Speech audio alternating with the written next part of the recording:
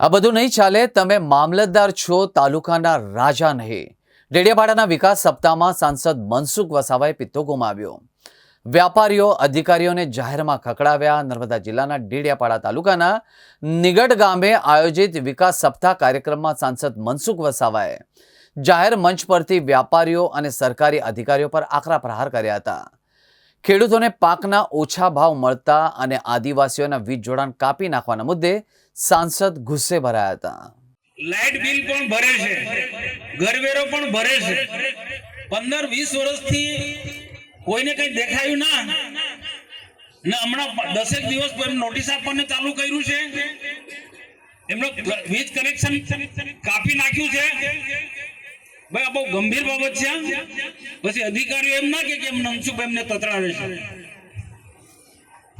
જે બી હોય તો અમારો સંપર્ક કરો ભાઈ મામલતદાર સાહેબ. આ બધું નહીં ચાલે. તમે મામલતદાર થઈ કે અહીંયા તાલુકાના રાજા નથી એટલું સમજી લેજો. કોઈ ગરીબ લોકોને રંજાડવાનો એક કોઈ સંજોગોમાં ના ચલવી લે. કઈ હોય તો એના નિયમ પ્રમાણે ચાલે. નોટિસ આપો, વૈકલ્પિક વ્યવસ્થા કરો. વૈકલ્પિક વ્યવસ્થા કરવાની હોય કે ના કરવાની હોય. ટીડીઓ શ્રી શું કહ્યું મેં? કોઈ કઈ તોડવાનું નથી. મેડમ જી એને જરા કલેક્ટરનું પણ ધ્યાન દોરજો. લોકોને રંજોડવા માટે સરકાર થોડી છે. હવે કોઈ પણ કર્મચારી માનસિકતા સરકારનો રૂલ્સ નિયમ હોય તો ધ્યાન દોર. અમને કહો, તમે રસ્તો કાઢીશું. ભારતના વીજ કનેક્શન 15-20 વર્ષથી લોકો રહે છે. આખા દુનિયામાં રહે છે સરકારી જમીનોમાં. તમારે કોઈ પ્રોજેક્ટ લાવો છે મધ્યાહન ભોજન વાળો, એ પણ ખબર પડી. મધ્યાહન ભોજનનો પ્રોજેક્ટ લાવો છો કેમ ભાઈ? મધ્યાહન ભોજનના સંચાલકો ક્યાં જવાના છે? અહીંયા એક જ સેન્ટરમાં બધું મધ્યાહન ભોજન અહીંયા બધું બનવાનું છે ને અહીંયાથી આખા તાલુકામાં બધું સપ્લાય કરવાના છે.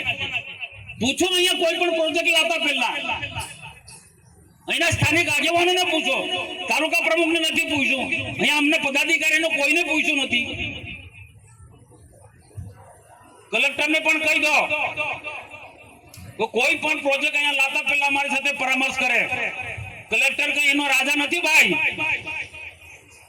અમને શા માટે તમે છંછેડો છો? અમે વિકાસમાં માનીએ છીએ. તમારા પણ સહકારની જરૂર છે. એક હાથે તાળી નથી પડતી. વિકાસ કરવો હોય તો પદાધિકારી અને અધિકારીઓ ભલે સાથે મળીને, પણ ગરીબ જનતાને આદિવાસીને રંજાડવાનું ના હોય ને. કાયદો ભલે હોય પણ કાયદામાંથી પણ વ્યવહારિક રસ્તો કાઢવો પડે કે ના કાઢવો પડે. કાયદા તો છે, અમને ખબર છે. કાયદાનું પાલન અમે કરીએ છીએ. પણ આ કાયદાઓ થકી ગરીબોને આદિવાસીઓને કે રંજાડવાનું થોડું હોય. આવું કોઈ સંજોગમાં ન ચાલી લેવા જાય. એટલે હું આટલા માટે હું થોડો લેટ પડ્યો.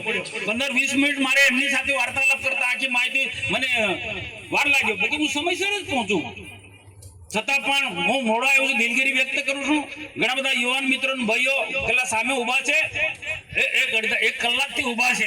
એટલે હું મારી બહુ જાજી વાત હું કહેવાનું નથી, પરંતુ જે વિકાસ સપ્તાહનો જે ઉદ્દેશ્ય છે એની મુખ્ય વાત કહીશ મેં કે દેશના પ્રધાનમંત્રી નરેન્દ્રભાઈ મોદી સાહેબ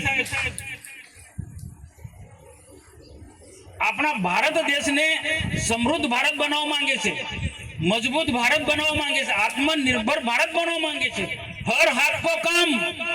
આ સમજી લેજો ભાઈ. બધા જ કર્મચારી બી સમજે, અધિકારી બી સમજે અને પદાધિકારી પણ સમજે અને બધા જ લોકો પણ સમજે.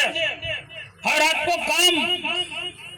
આ હિન્દુસ્તાનના એક વ્યક્તિને કામ મળે અને સરકારની એ જવાબદારી છે. સરકાર એમાંથી છટકી જવા માંગતી નથી અને એના કારણે અનેક પ્રકારના કાર્યક્રમો સરકાર ચલાવી રહી છે. દેશને સમૃદ્ધ ભારત બનાવે છે, મજબૂત ભારત બનાવે છે. અમેરિકા કે ચાઇનાની હરોળમાં આપણે દેશને લાવો છે. હમણાં શાંતિલાલ ભાઈ વાત કરી, અહીંયા યુક્રેનની જોને પૂછો વિદેશોમાં કેટલો વિકાસ થયો એની ખ્યાલ છે. વિદેશોમાં જે પ્રકારનો અમેરિકા, ચાઇના કે જાપાન, જર્મનીનો જે પ્રકારે જે વિકાસ થાય છે, તો કેમ ભારત દેશ એ પ્રકારે વિકાસ ના કરી શકે? ભારતને પણ અમેરિકાની જેમ વિકાસ કરવો છે, ચાઇનાની જેમ વિકાસ કરવો છે, એમની હરોળમાં લાવવો છે અને 2047 સુધીમાં વિકસિત ભારત બનાવવો છે.